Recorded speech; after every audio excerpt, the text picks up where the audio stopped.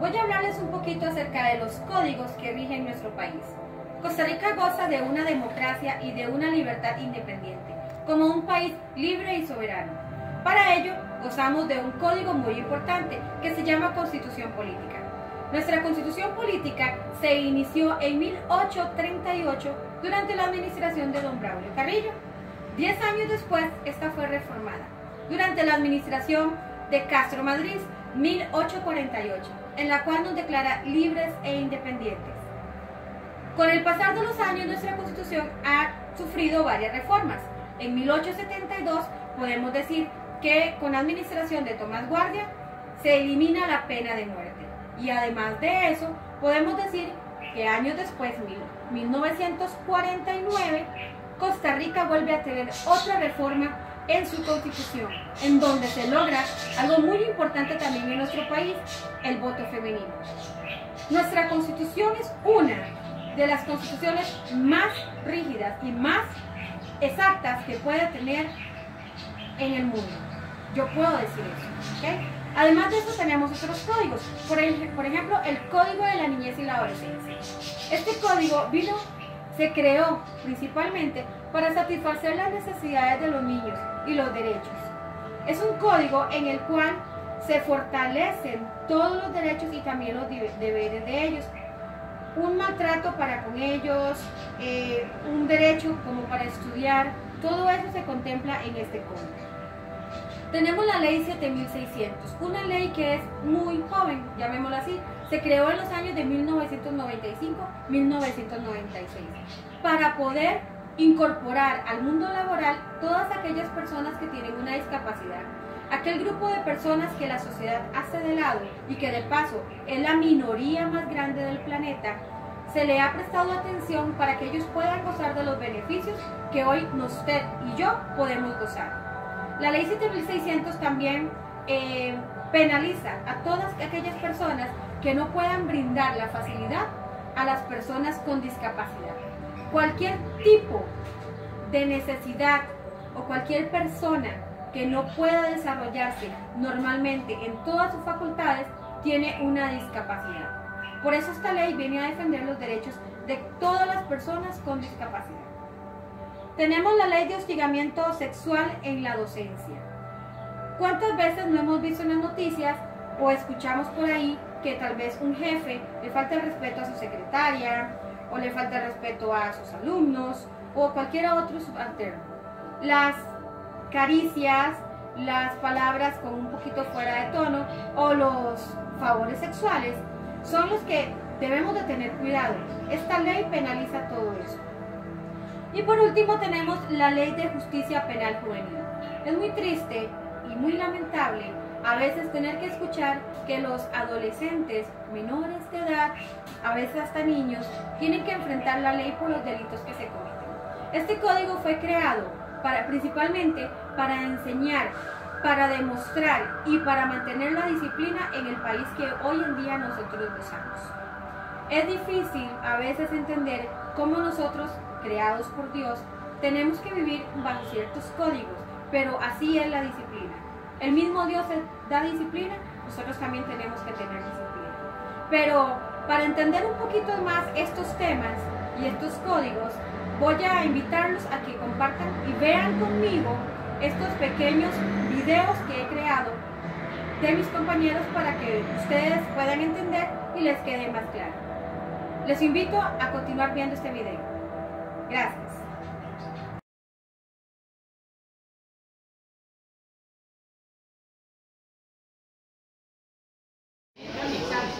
Buenas, aquí tenemos a la licenciada Seidy Herrera del Liceo Luis W. Segreda, la cual nos va a explicar acerca de la Constitución Política. Profesora, ¿podría explicarnos qué significa y cuál es el origen y lo que usted conozca acerca de la Constitución Política de Costa Rica? Bueno, originalmente las constituciones a nivel internacional son las normas que rigen la convivencia entre el Estado y los individuos.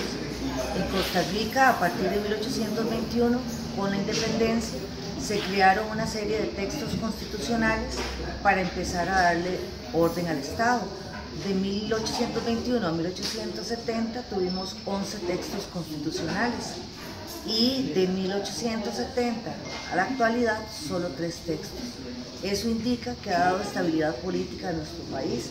La Constitución política tiene 2 partes, una dogmática y una orgánica.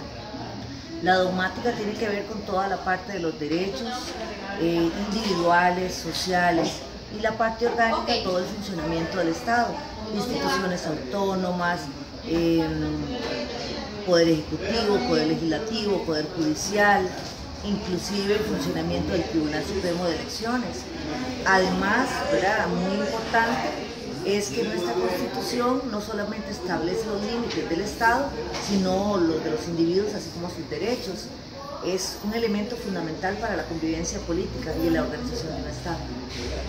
¿En qué situaciones podemos aplicar o castigar a alguien con la Constitución política? Bueno, en realidad nosotros tenemos la Sala Constitucional, la cual tiene que ver con todo lo que tenga relación que esté en contra de la Constitución, o podemos utilizarlo para consultarlo, ¿verdad?, si está de acuerdo o no. Digamos que la Constitución es parte esencial, entonces cualquiera que contravenga cualquiera de los artículos que ahí vengan, puede ser sancionado. Para eso existe el Poder Judicial, para que pueda aplicar la ley. O sea, nada está por encima de la ley fundamental de un Estado. Profesora, muchas gracias, se lo agradezco. Pase un excelente día. Buenas, licenciada. ¿Usted podría darnos algunos aportes importantes que nos ha brindado nuestra Constitución política durante el desarrollo de nuestra historia de nuestro país? Bueno, los aportes pueden ser muchos, ¿verdad?, dependiendo también del contexto histórico. Por ejemplo, la primera Constitución, el Pacto Social Fundamental Interino de Costa Rica, no solamente declaraba la independencia, ¿verdad?, o sea, que íbamos a ser independientes de España, sino que también establecía que la religión oficial iba a ser la católica, que íbamos a estar gobernados por una Junta Superior Gubernativa, o podemos hablar de la de 1848, que establece a Costa Rica como república libre, soberana e independiente, otra como la de 1871, con la abolición de la pena de muerte, o 1949, con la abolición del ejército, e inclusive un elemento tan trascendental como es el voto universal, en el cual todos y todas tenemos la oportunidad de elegir a nuestros gobernantes. Muchas gracias. Muy buenas. Aquí tenemos a la licenciada Alejandra Cibaja, la cual nos va a hablar un poquito acerca de la Ley 7600. Muy buenas, profesora. Buenos días. La Ley 7600 tiene su origen en una necesidad de nuestra sociedad de lograr insertar en el mercado laboral a las personas que tradicionalmente, algunas de las personas que tradicionalmente han sido dejadas de lado. Estamos hablando de aquellas personas que tienen algún tipo de necesidad especial, pero que aún así son productivas y pueden aportarnos. Esta ley establece que absolutamente toda institución pública y privada, transporte público y privado, tiene la obligación de dar lo necesario para que todas las personas podamos accesar a sus servicios. Esto va, por ejemplo, desde acceso a estas instituciones, háblese por elevadores, por rampas, etcétera, hasta cumplir con algunas necesidades, por ejemplo, en el ámbito educativo. Si los estudiantes tienen necesidades en la parte educativa de acceso, por ejemplo, son personas con algún problema de sordera, algún problema de visión, toda institución tiene la obligación de buscar lo necesario para poder permitirle a esos muchachos que tengan acceso a una educación igual, exactamente igual que el resto de las personas. La ley 7600 viene a cubrir una necesidad que por años fue dejada de lado, de aquellas personas que aún pudiendo aportar muchísimo a nuestra sociedad, fueron relegadas, ¿verdad? Entonces, esta ley permite la inserción real, justa, equitativa de todos los costarricenses en todos los ámbitos de la vida. Profesora, una pregunta. ¿Cómo podría penalizarse, o un ejemplo de un caso que pueda penalizarse a alguien que irrespete la ley 7600? Podría ser que, por ejemplo, una persona quiera, por ejemplo, accesar o esté esperando el acceso al transporte público, a un autobús, digámoslo así, y el autobús no tenga la rampa, que en algunos casos es necesaria para que esta persona accese. El autobusero se expone, ¿verdad?, desde multas hasta perder la concesión si no cumple con lo dispuesto en la ley 7600, que es la obligatoriedad de que, en teoría, todas las unidades tienen que tener, por ejemplo, la rampa. Muchas gracias, profesora. Se le agradece. Que la pase muy bien. Gracias.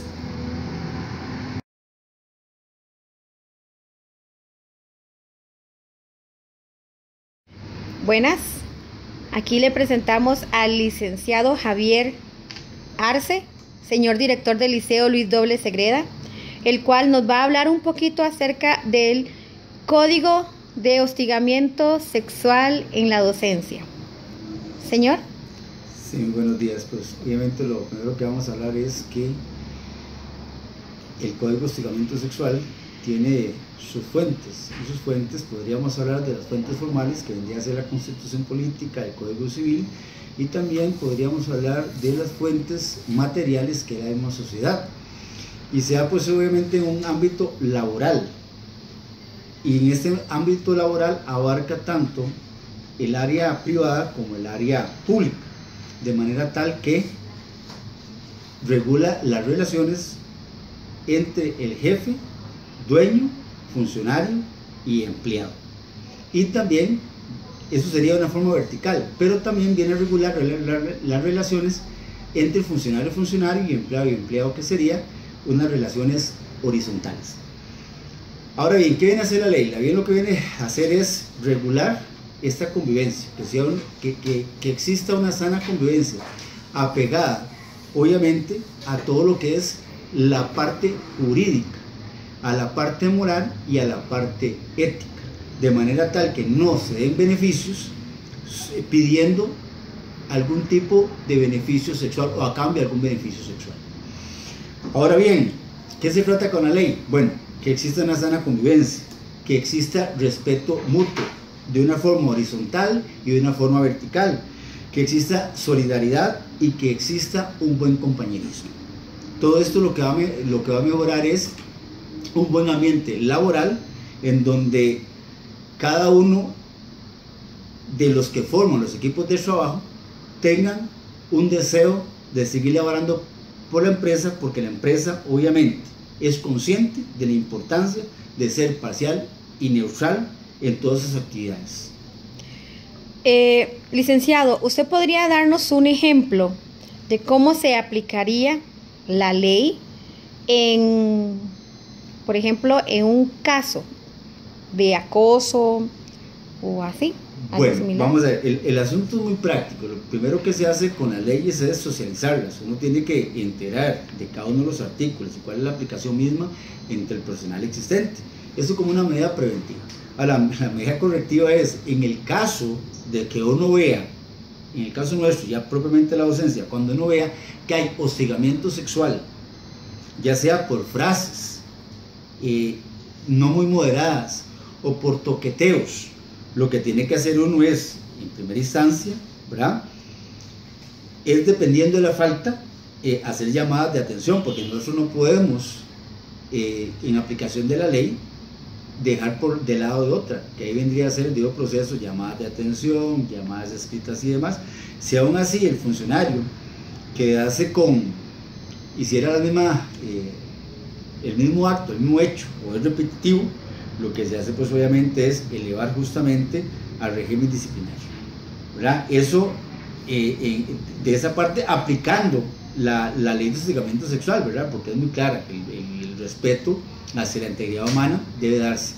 Ahora bien, la otra parte sería cuando hay un accionamiento de otro proceso, que sería ya en caso de las mujeres, que es el caso cuando sea más de que vaya exclusivamente ya sea a una acción penal, ¿verdad?, o también que haga la denuncia precisamente la ofendida, o que también vaya a lo que es la parte de ¿cómo se llama la mujer? INAMU. El INAMU. Gracias por la ayuda. Muchas gracias, se le agradece. Don Javier, ¿cómo podríamos aplicar la ley de hostigamiento sexual laboral en un caso? Ok, lo importante acá es que tiene que haber una ofendida o un ofendido. Cuando el ofendido viene y hace la denuncia ante uno como jefe inmediato, uno lo que tiene que hacer es valorar un poquitito el hecho y no dejar de lado lo que es el debido proceso. Depende de la gravedad del caso. No podemos obviar las llamadas de detención verbal, las escritas, ¿verdad? Y obviamente cuando es un caso reiterativo, lo que se hace es accionar ante jurídicos del Ministerio de Educación Pública. Si la persona accionante o la ofendida considera importante hacer una denuncia, también penal, lo puede hacer. Y si también considera que es importante hacer una denuncia a nivel de INAMU, también lo puede hacer en el caso de las mujeres, ¿verdad? Sin embargo, lo importante acá es que la ley misma o las diferentes leyes permiten diferentes aplicaciones de la misma, resguardando la integridad de la persona. Y en este caso, pues, si existiera un caso específico, es que si alguna compañera o compañero tocase a otro compañero, ¿verdad?, sin que la persona le permita, ahí es un caso específico para activar la ley de hostigamiento sexual.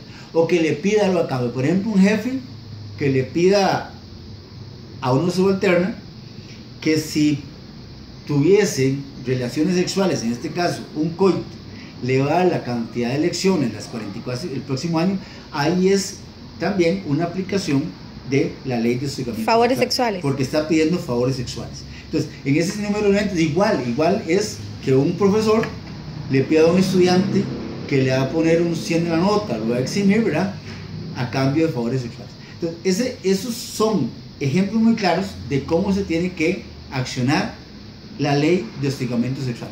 En este caso, ¿verdad?,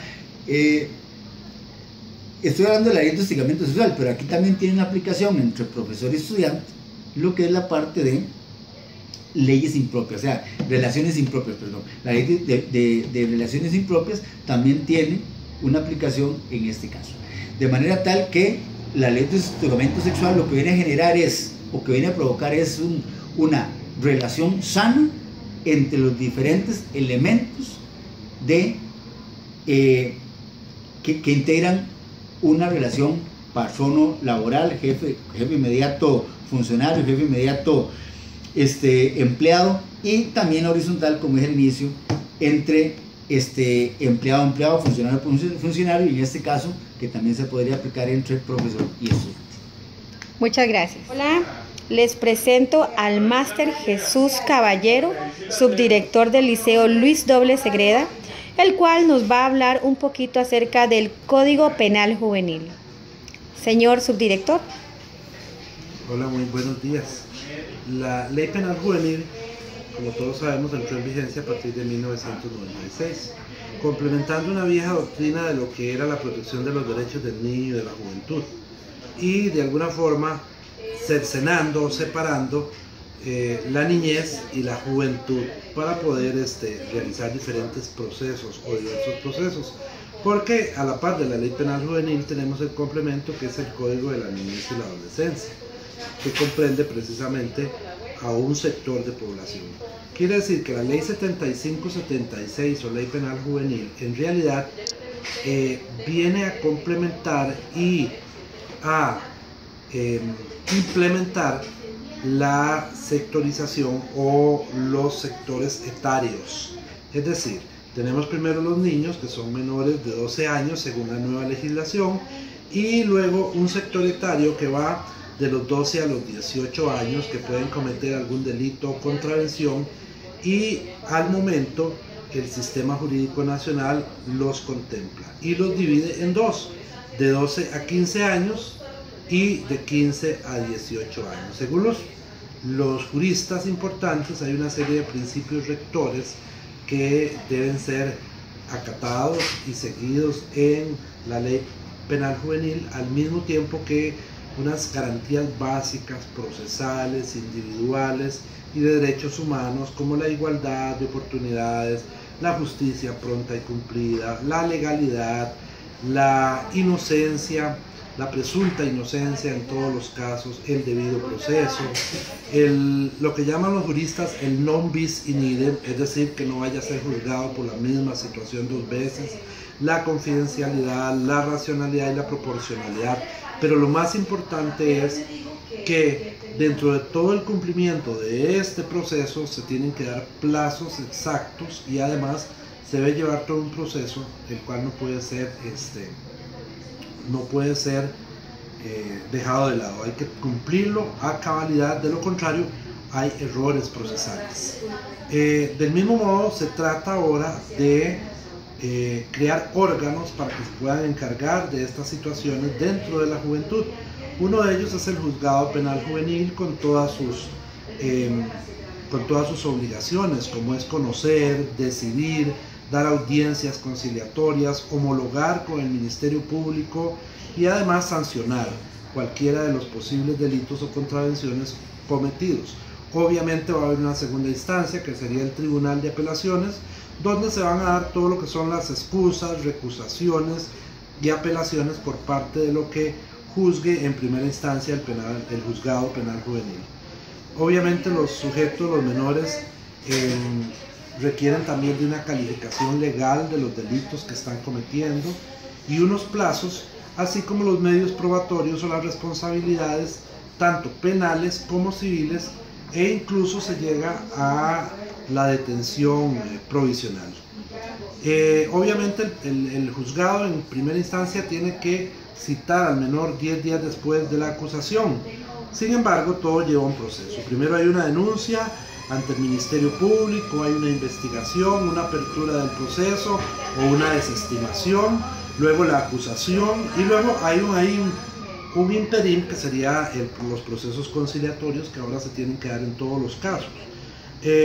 Luego se ve todo lo que es la forma, el proceso, los tiempos, cualquier vicio que haya para adjudicar alguna nulidad o alguna situación que haya que, porque pueden ser de forma o pueden ser de fondo, ¿verdad?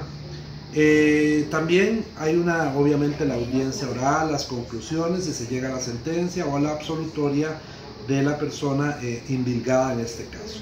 Las sanciones que propone la penal juvenil pueden ir desde la amonestación, servicio comunal, pueden también tener una libertad asistida.